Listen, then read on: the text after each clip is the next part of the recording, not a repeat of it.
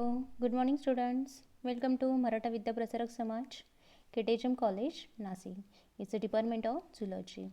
Myself Dr. Poonam Dukche. Today we will discuss about eukaryotic cells. So in eukaryotic cells is a Greek word. Greek word means its eu means good, karyotic means nucleated, possess true nucleus. These cells are true nucleus. Okay, that is the nuclear material such as DNA, RNA, nucleoplasm all remain well separated from the cytoplasm by two porous lipoproteinous nuclear membrane. So the eukaryotic cells are true cell which occurs in most plant from algae to angiosperms and the animals from protozoa to mammalia. These cells shows different shape and size. The size of cells varies from 1 micron to 1,75 micron, that is the 175 millimeter. For example, ostrich egg is also a cell which is largest cell which diameter is 175 millimeter in diameter, and the longest cell is nerve cell. Nerve cells are the longest cells having length of 3 to 3.5 feet long. The longest cell is the nerve cells and the largest cell is the ostrich egg. So see ultrastructure of the eukaryotic cell. A typical eukaryotic cell consists of the following points. First is the plasma membrane and cell wall and cytoplasm and nucleus. So see the plasma membrane and the cell wall. The cell wall absent in animal cells. Okay, cell wall absent in animal cells. So it present only in the plant cell. In case of plant cell, the plasma membrane is usually protected by a thick rigid wall of cellulose called the cell wall, and the plasma membrane is trilaminar membrane of lipid and protein molecules which forms the external covering. Okay, it is a trilaminar, that is the shows that the outer and inner layer are proteinous and middle layer is of lipid layer. It is a trilaminar membrane. So it is a living ultra thin elastic porous semi permeable membranous covering of cell, and it primarily provide the mechanical support and external to the protoplasm. Protoplasm means the cytoplasm plus nucleus, and its secondary main function is the physiological function such as osmosis, diffusion or passive transport, active transport, endocytosis and exocytosis. Got it? Plasma membrane and cell wall. Next is the cytoplasm. The plasma membrane is followed by cytoplasm, which is distinguished into the following structure. The first is the cytoplasmic matrix and second cytoplasmic structures. The cytoplasmic matrix, the portion between membrane and nucleus, is filled by an amorphous translucent homogeneous liquid known as cytoplasmic matrix or the haloplasm. It is a complex mixture of various inorganic elements, salts and many organic molecules. The peripheral part is called ectoplasm and the inner portion, which is granular and less viscous, is called the endoplasm. Ectoplasm and endoplasm. So there is the peripheral part is the ectoplasm and the inner less viscous part is the granular part is endoplasm. So there are the organic molecules are carbohydrates, lipids, proteins, nucleic acid that is DNA, RNAs, then nucleoproteins, nucleotides, amino acids, fatty acids and variety of enzymes. Okay, it's the cytoplasmic matrix. And the next is the cytoplasmic structure. There are certain living and non-living structures of the cytoplasm. So living structure is organelles and non-living is the paraplasm or the inclusion. So see cytoplasmic inclusions, that is a non-living structure of cytoplasm. So in the cytoplasmic matrix, many stored food granules and the secretory substances of cell remain suspended in the form of refractile granules and form cytoplasmic inclusions. So the cytoplasmic inclusions includes oil drops, yolk granules, pigments, secretory granules and glycogen granules. It's all is the non-living inclusions. Okay.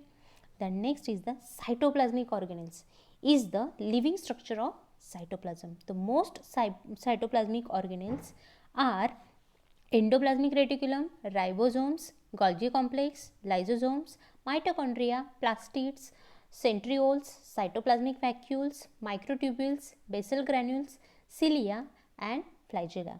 They perform various important biosynthetic and metabolic activities such as storage, synthesis, transportations, support and reproduction. So first of all, see animal cells. Okay, it's animal cells. In the right hand side, the external part layer is a cell membrane, is a covering. The numeric lateral label is the smooth endoplasmic reticulum, that is the absent of ribosomes, is a smooth ER. Then in central part, the nucleus, and there is nucleus, outer part of the nucleus, the porous part is a nuclear pore. Then central nucleolus, nucleolus is a eccentric part that not fixed in center. Then liquid material in nucleus is nucleoplasm. Then its envelope or cover is the nuclear envelope. It's completely nucleus. Then remaining label is the rough ER, that is the ribosome present on endoplasmic reticulum. Then next in blue in color, mitochondria. Mitochondria is a powerhouse of cell. Its energy source is produce ATP molecules. Then cytoplasm is liquid material in the cells is the cytoplasm. There are granules. Then secretory vesicles in rounded shapes. Then in pink in color, Golgi apparatus. Then peroxisomes, centrosomes in white in color, centrioles. Then lysosomes and ribosomes and cilium. Outer part is the cilium. Okay, so we will see cytoplasmic organelles.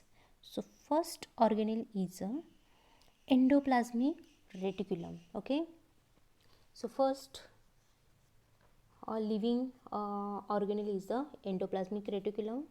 It forms the network of the interconnecting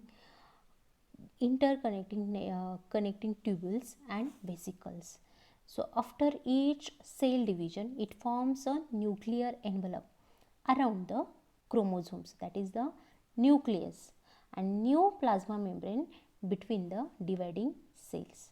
So it bears the dense granular and rounded bodies called ribosome, and they play an important role in protein synthesis. So next is the ribosome. The ribosomes are originated in the nucleolus and consist mainly of ribonucleic acid, that is RNA, and protein. They are the site of protein synthesis, and they are also found in scatteredly freely in cytoplasm. So they are minute spherical structure attached to the endoplasmic reticulum. So next is the Golgi complex. Golgi complex's main function is storage of synthetic products, that is the protein of ribosome and endoplasmic reticulum, and secretion of certain carbohydrates such as cellulose in plant. They also produce secretory granules. Example, acrosome or digestive enzymes contained in the cap-like structure of sperms. Then fourth one is the lysosomes. They are small, tiny spheroidal membrane bound vesicles which contains enzymes for intracellular digestion of foreign substances like bacteria, etc. Sometimes for the cellulose organelles of the same cells also. The next is the mitochondria. Mitochondria, Mitochondria is the powerhouse of cells because of they produce energy rich compound called the adenosine triphosphate, that is ATPs. So they are rod shaped double membrane bound structures having the enzymes for respiratory metabolism, that is the Krebs cycle, electron transport chain, beta oxidation, etc. So mitochondria have their own circular DNA and ribosome like the bacteria, exactly like bacteria, their own circular DNA and ribosomes. So they produce energy rich compound called ATPs, so they are called as the powerhouse of cell. The next is the plastids. Plastids, these are the mitochondria like structures of plant cells for the storage of the starch, pigments and other cellular products. So the chlorophyll bearing plastid, the chloroplast, has its own circular DNA molecules and capable of producing organic food by the process of photosynthesis. The next is the centrosomes. In centrosomes, they contain dense cytoplasm and are located near nuclei of animal cells during cell division. Is found to contain two rod-shaped granules called centrioles. And at the time of the cell division, the centrioles form the spindle structure, spindle structure of microtubules, which help in the separation movement of chromosome during last stage of the cell division. Got it? At the time of the cell division, the centrioles form spindle structure of the microtubules, which helps in the separation movement of the chromosome during the last stage of the cell division. The next is the cytoplasmic vacuoles. It is a cytoplasmic vacuoles. These are small liquid filled structure useful for storage, transmission of materials and maintenance of the internal pressure of the cells. So they are found in the plant as well as animal cells, the cytoplasmic vacuoles. The next one is the microtubules. The microtubules, the plant and animal cells contain many fine tubules called the microtubules in the cytoplasm for transportations of water, iron, small molecules and formation of fibers or esters of the spindle during cell division. Okay, microtubules is the tubular fine tubules called the microtubules in the plant and animal cells. Then the 10th one is the basal granules, the animals or plant cells having locomotory organelles. Next is the basal granules, the animal or plant cells having locomotory organelles such as flagella or cilia contain spherical bodies called basal granules or kinetosomes at the base of flagella or cilia. Okay. Basal granules, the animal and plant cells having locomotory organelles such as flagella or cilia contain spherical bodies called basal granules or kinetosomes at the base of flagella or cilia. Then the cilia and flagella is the locomotory organelle. So they the cell of unicellular organism, that is the single cellular organism, and ciliated epithelium of multicellular organism consist of hair like cytoplasm projection outside the surface of cilia or the flagella.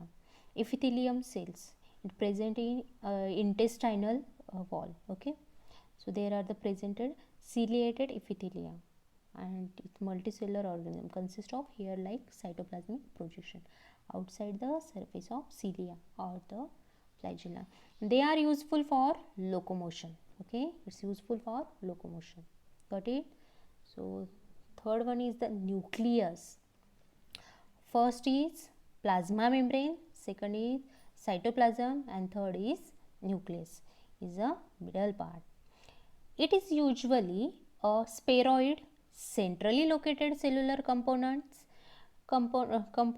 which controls all the vital activities of the cytoplasm, regulate growth and reproduction of the cell, and carries hereditary material, that is DNA in it.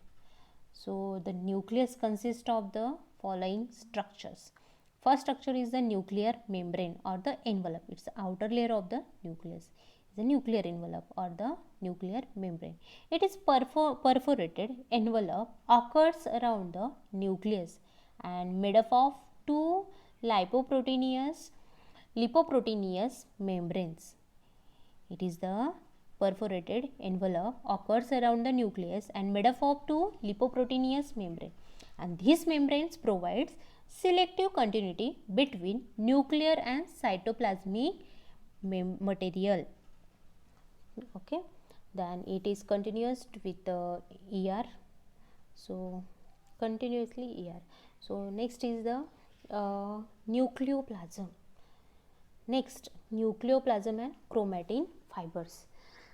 The nucleus is filled with colloidal ground substance called nucleoplasm, and it contains phosphoric acid, ribosomes and deoxyribose sugar, nucleotides and nucleic acids. So it's a liquid material in the nucleus. So the nucleoplasm contains thread-like elongated structure known as chromosomes, and the chromosomes appears only during cell division. Otherwise, they occurs in the form of ultra thin chromatin thread. So they are also called chromosomes, and which consist of large molecules of DNA which remain wrapped in RNA and nucleoproteins. Okay, so next is the nucleolus. Nucleolus, it conspicuous darkly stained intranuclear spherical body which is eccentric in position. Okay, it's not fixed in center, it's eccentric in position. So chemically it contains large amount of ribosomal protein and ribosomal RNAs. So it plays very important role in the process of protein synthesis. Okay, it very important role in the protein synthesis and the cell division. So its main function is biogenesis of ribosomes. Got it? You see, today we discuss eukaryotic cells. Eukaryotic cells, the first layer is the plasma membrane, or in plant cell wall, then cytoplasm, and in the last one is the nucleus. So thank you. Next lecture on shape and size of cells.